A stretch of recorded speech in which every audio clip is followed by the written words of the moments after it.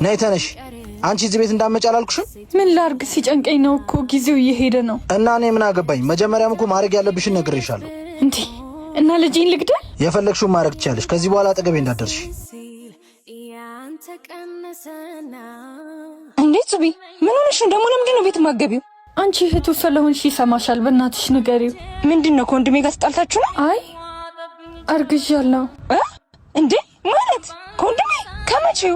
አዎ ደስ አይልም? በስህተት ቢሆንም እኮ ልጅ ጸጋ ነው አይደል? ስህተት? እንዳንቺ አይነት ሴቶች መቼም አይሳሳቱ። እንዴት ማለት? ቆይ ስላረገዝሽ ብቻ እሱን አግብተሽ እኛን ቤተሰብ የምትቀላቀይ ይመስልሻል? የተሻለ ህይወት ከፈለግሽ ስራ ስሪ እሺ።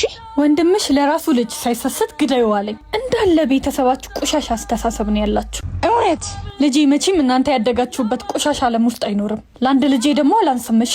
ያጣለማኝ ተሳድቦ ይሄዳል አሉ። መቼም ደግመሽ እንዳትመጪ እሺ እዚህ በር ላይ